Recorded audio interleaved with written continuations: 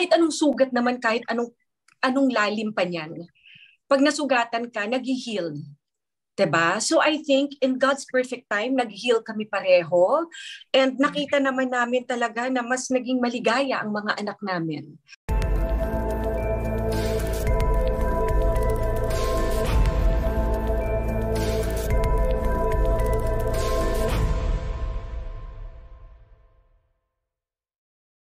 Kasi nakikita ka namin for sure na napaka-cool ma'am sa tatlo mong girls. So, parang chill lang. Pero syempre, sabi nga iba yung generation ngayon, lalo ng mga kabataan. Ikaw as a mother, lalo na you're in underage, you tackle about yung mga social media, may mga bullying, even social media, yung mga crime online. Ano yung pinaka-fear mo sa tatlong girls? Pinaka-fear? Siguro kasi Ate Rose, simula kasi nung maliliit sila hanggang ngayon, natutukan ko talaga yung mga anak ko. At I can proudly say na napalaki ko silang tough.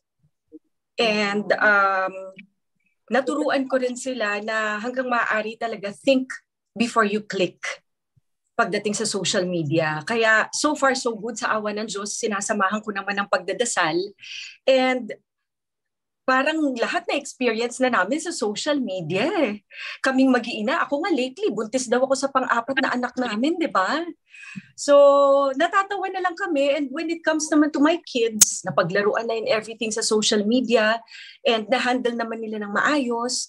And yun lang ang prayer ko na patuloy na kung ano man ang mga ibabato man sa amin, fake news, mga pagsubok, especially on social media, makakayanan na namin. And ako nandito naman ako para sa mga anak ko lagi para mag-advise.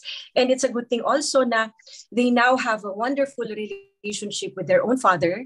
So hindi na lang ako ngayon yung nakakapag-advise kung di nandyan na rin si Cesar at nandyan na rin ang kanilang tita Kath para suportahan at mag-advise sa kanila. Yun, na-mention na rin yan.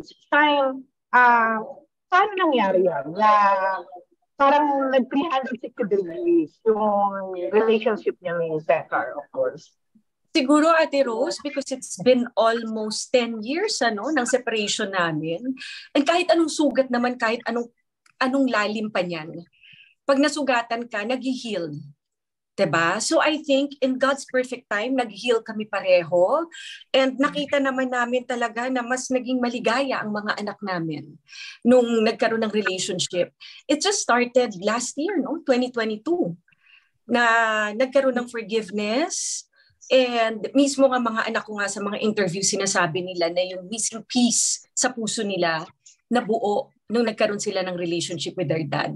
And bilang mom, who am I not to be happy sa nangyari? And ang nakakatuwa lang talaga, even yung partner ni Cesar ngayon, napakabait. Minahal niya ako at tinanggap niya yung mga anak ko. And nagkaroon ng relationship bigla yung mga anak nila ni Cesar sa mga anak namin. So ang sarap-sarap sa pakiramdam. And etong New Year, nung nalaman nila na nakapagpa-schedule kami at nag-book sa Bohol para mag-spend ng New Year, biglang nagdesisyon din sila na sasama daw sila sa amin. So sabi ko, why not? Diba? Kasama si Diego.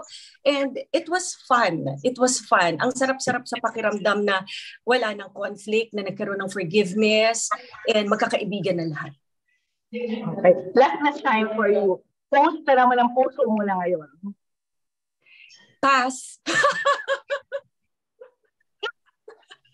I am happy, I am blessed. Nandiyan ang pamilya ko. Okay naman ako, Ate Rose. Kung ano man ang nangyari sa past or ang present ko ngayon, basta mas nagiging matibay ako sa lahat ng experiences na nararanasan ko. That's all I can say. Thank you. Okay.